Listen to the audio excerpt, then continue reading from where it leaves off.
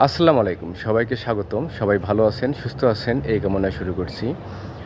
বাংলাদেশ অনেক ঘন জনবসতিপূর্ণ দেশ, এই কারণে এখানে অধিক খাদ্য উৎপাদন করতে হয়, মানে কম জমিতে বেশি ফলন করতে হয় আমাদেরকে।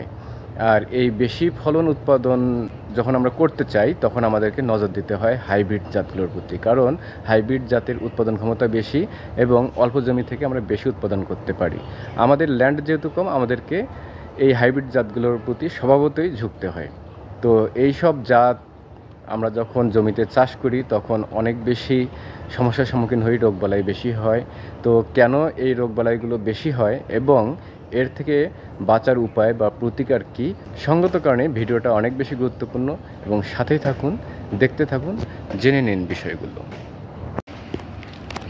আমাদের এই নার্সারিতে অনেক ধরনের সবজির চারা আছে। মোটামুটি যতগুলো সবজি আমরা চাষ করি সবগুলো ভ্যারাইটি আছে। তো এখন আমি যদি আপনাদেরকে দেখাই, আপনারা খেয়াল করলে দেখতে পারবেন যে এখানে যেমন পেঁপের চারা আছে।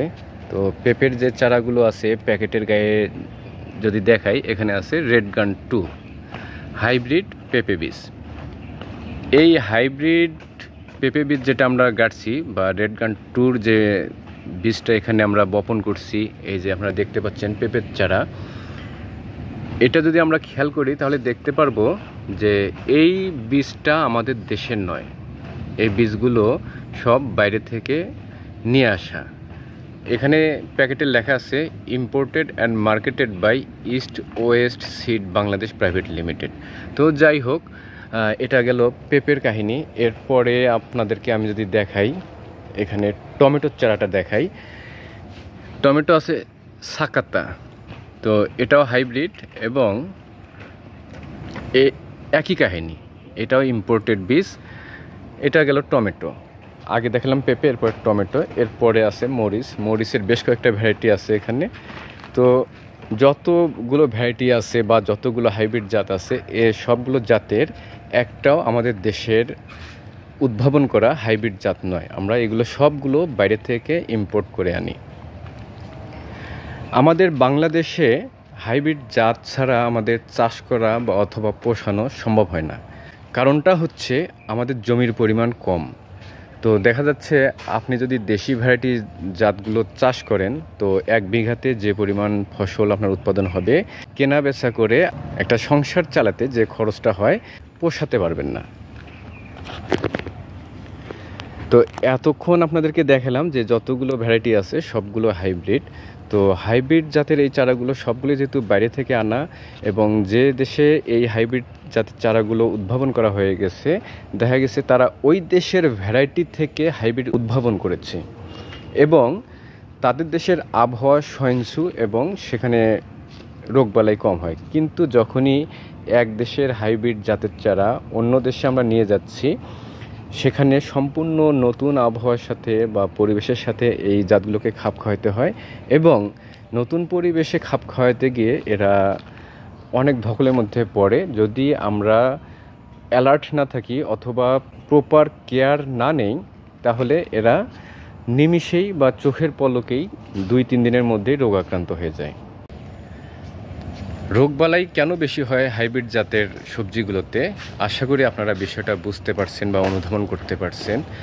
এখন আসি, আপনারা কিভাবে এই রোগবালাইয়ের হাত থেকে এদেরকে আপনি সুস্থ এবং সবল রাখবেন, ভালো ফলন পাবেন। তো এরা যেহেতু সেন্সিটিভ, আমাদের দেশের আবহাওয়া এরা সেন্সিটিভ, কারণ আমাদের দেশের ফসল নয়। তো আমরা এই সমস্যাগুলো থেকে পরিত্রাণ পাওয়ার জন্য যেটা করি, এদেরকে হিউজ পরিমাণ কীটনাশক প্রয়োগের মাধ্যমে সুস্থ এবং সবল রাখি। আমরা যতক্ষণ এই হাইব্রিড জাতগুলো চাষ করব, আমাদেরকে ওভার পরিমাণ কীটনাশক প্রয়োগ করতেই হবে। আর ওভার পরিমাণ কীটনাশক ছাড়া আপনি যদি জৈব পদ্ধতিতে এটা চাষ করতে পারেন, সেটা একটা ভালো বিষয়, হয়তো কীটনাশকের প্রয়োগটা কম হবে। কিন্তু আমাদের এখানকার পরিবেশ পরিস্থিতি এমন হয়ে গেছে যে আমরা অর্গানিকের কথা চিন্তাও করতে পারি না বা জৈব পদ্ধতিতে চাষাবাদের কথা চিন্তাও করতে পারি না। এটার অনেক কারণ আছে, আমাদের মধ্যে সচেতনতার অভাব আছে।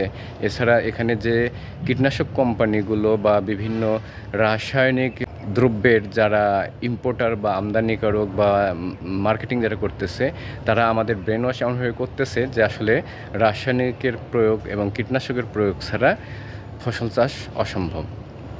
তো এটা আমাদের দোষেরও কিছু না, কারণ হচ্ছে যারা পলিসি মেকার তারা এটার বিষয়ে সচেতন নয়, স্বভাবতই সাধারণ মানুষও এটার বিষয়ে খুব একটা সচেতন নয়।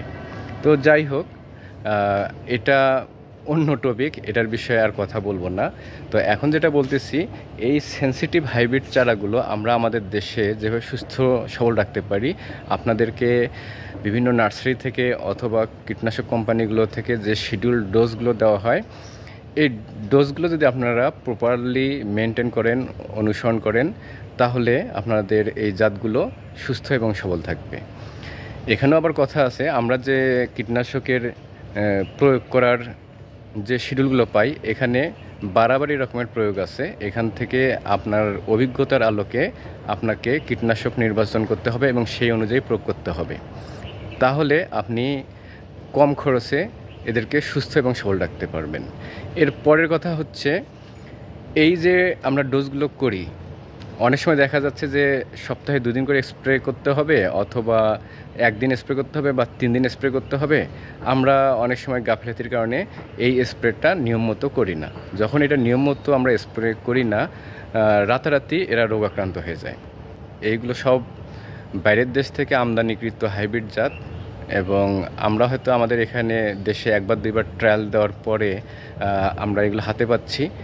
তো তারপরেও এগুলো আমাদের দেশি জাতের মতো সহনশীল নয়, বিধায় রোগবালাই বেশি। এদেরকে শিশুর মতো আপনাকে লালন পালন করতে হয়। যদি আপনি এই জিনিসগুলো মেনটেন করতে পারেন, সময়ের কাজ সময় করতে পারেন, আপনার অভিজ্ঞতা থাকে এবং টাইম মতো সবগুলো স্প্রে করেন, তবেই আপনার এই হাইব্রিড জাতগুলো সুস্থ সবল থাকবে এবং আপনি ফলন বাম্পারই পাবেন। আশা করি আপনারা বুঝতে পারছেন যে আসলে হাইব্রিড জাতকে আমরা কীভাবে সুস্থ সবল রাখতে পারি এবং অধিক ফলন পেতে পারি। সেই সাথে আজকের এই ভিডিওটা এই পর্যন্তই। আপনারা সবাই ভালো থাকবেন, সুস্থ থাকবেন, এই কামনা শেষ করছি। আল্লাহ হাফেজ, আসসালামু আলাইকুম।